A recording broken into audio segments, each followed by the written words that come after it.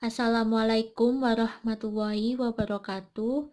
Perkenalkan, nama saya Marseilla Aisyah Resyanti, NIM 256. Di sini saya akan menjelaskan materi tentang bukti audit dari mata kuliah pemeriksaan akuntansi. Yang pertama, pernyataan atau asersi merupakan tanggung jawab dari pihak yang bertanggung jawab atas tata kelola untuk memastikan bahwa laporan keuangan disusun sedemikian rupa sehingga memberikan pandangan yang benar dan wajar tentang entitas dan operasinya. Saat menyiapkan laporan keuangan, manajemen membuat asersi tentang setiap akun dan pengungkapan terkait dalam catatan. Sebagai contoh, ketika melaporkan persediaan, manajemen harus memastikan bahwa item yang diungkapkan ada, dimiliki oleh entitas, mewakili daftar lengkap persediaan yang dimiliki, dan dinilai dengan tepat. Yang kedua, jenis bukti audit. Bukti audit adalah informasi yang digunakan auditor dalam mengungkap pendapat mereka mengenai kebenaran dan kewajaran laporan klien mereka. Jenis bukti audit yang pertama adalah bukti audit yang cukup dan tepat.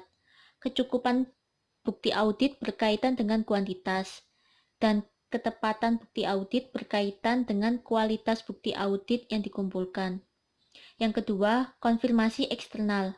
Konfirmasi eksternal ini dikirim langsung oleh auditor kepada pihak ketiga yang diminta untuk menanggapi auditor atas hal-hal yang tercantum dalam surat konfirmasi. Yang ketiga, bukti dokumenter. Dalam bukti dokumenter ini berupa faktur, laporan pemasok, laporan bank, risalah rapat, korespondensi, dan perjanjian hukum. Bukti dokumenter ini dihasilkan secara internal atau eksternal. Dokumen yang dibuat secara internal dibuat oleh klien. Dokumen yang dibuat secara eksternal dibuat oleh pihak ketiga. Yang keempat, representasi. Surat representasi diminta dari firma hukum yang ditangani kliennya. Surat representasi manajemen biasanya memuat pengakuan bahwa manajemen bertanggung jawab atas penyusunan laporan keuangan. Yang kelima, bukti verbal. Bukti verbal digunakan saat memperoleh pemahaman tentang klien dan sistem pengendalian internalnya. Hal ini digunakan untuk menguatkan bentuk bukti lain. Yang keenam, bukti komputasi. Bukti komputasi dikumpulkan ketika auditor memeriksa keakuratan matematis dari angka-angka yang muncul dalam laporan keuangan. Hal ini melibatkan penambahan kembali entry yang termasuk dalam jurnal dan buku besar klien. Yang ketujuh, bukti fisik. Auditor mengumpulkan bukti fisik melalui pemeriksaan aset berwujud klien, seperti persediaan dan aset tetapnya. Auditor menjamin jumlah aset yang dicatat untuk mendapatkan bukti bahwa aset tersebut ada. Yang kedelapan, bukti elektronik. Bukti elektronik mencangkup data yang disimpan di komputer klien.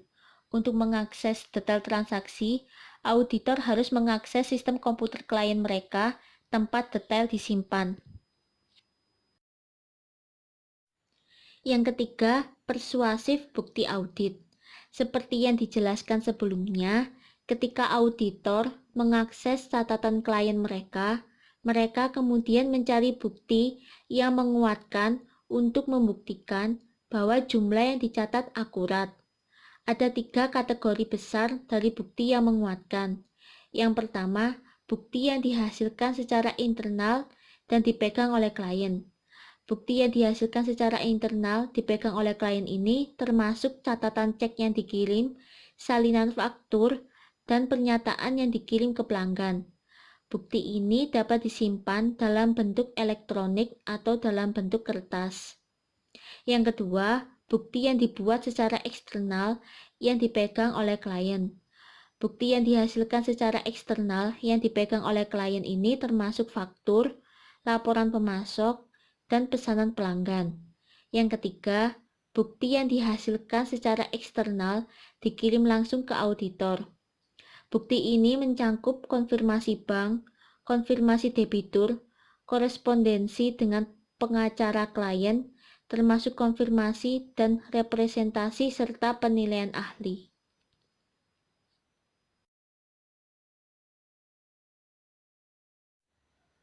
Yang keempat, menggunakan jasa seorang pakar. Mungkin di sini perlu untuk menggunakan jasa seorang pakar apabila seorang auditor tidak memiliki keterampilan dan pengetahuan yang diperlukan untuk menilai validitas akun atau transaksi. Ada beberapa tahapan saat mempertimbangkan penggunaan jasa seorang pakar. Yang pertama, menilai kebutuhan untuk menggunakan seorang pakar. Saat mengumpulkan bukti, auditor dapat memutuskan bahwa mereka tidak memiliki keahlian yang diperlukan untuk menguji dan mengevaluasi keakuratan informasi yang dilaporkan. Mereka mungkin memutuskan bahwa mereka memerlukan bantuan dalam bentuk opini, pakar, atau laporan untuk menguatkan bukti lain yang diperoleh. Yang kedua, menentukan ruang lingkup pekerjaan yang akan dilakukan. Setelah opini pakar ditentukan, ruang lingkup pekerjaan yang akan dilaksanakan ditentukan oleh auditor dan dikomunikasikan kepada pakar tersebut. Ini melibatkan pengaturan sifat, waktu, dan luas pekerjaan yang harus diselesaikan oleh pakar. Yang ketiga, menilai kapabilitas pakar. Sebelum menghubungi pakar, auditor menilai kapasitas mereka untuk menyelesaikan pekerjaan yang diperlukan. Hal ini melibatkan evaluasi kualifikasi pakar sebagai anggota dari badan profesional yang relevan. Yang keempat, menilai objektivitas pakar. Objektivitas mengacu pada kemampuan untuk membentuk pendapat atau sampai pada kesimpulan. Dan di sini seorang pakar harus diharapkan lebih objektif jika terkait dengan klien. Yang kelima, menilai laporan pakar. Laporan seorang pakar harus ditulis sedemikian rupa agar auditor yang bukan seorang pakar dapat memahami konten teknis laporan keuangan. Dan di sini, auditor yang bukan merupakan pakar di bidang yang dilaporkan dapat memahami konten teknis laporan tersebut. Yang keenam, tanggung jawab untuk kesimpulan. Tanggung jawab untuk sampai pada kesimpulan keseluruhannya tentang kebenaran dan kewajaran laporan keuangan klien. Ketika seorang auditor memutuskan untuk menggunakan seorang pakar, tanggung jawab tersebut tidak berkurang dalam cara apapun. Yang kelima, menggunakan pekerjaan auditor lain. Auditor yang bertanggung jawab untuk menandatangani laporan audit atau rekan perikatan grupnya mungkin perlu mengandalkan bukti yang diberikan oleh auditor lain untuk komponen tertentu dari laporan keuangan klien.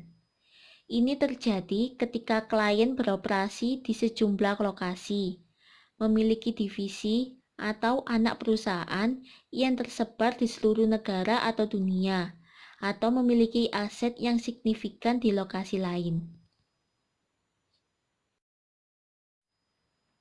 Yang keenam, prosedur pengumpulan bukti. Menurut ASA 500 atau ISA 500 memberikan pedoman tentang prosedur pengumpulan bukti utama.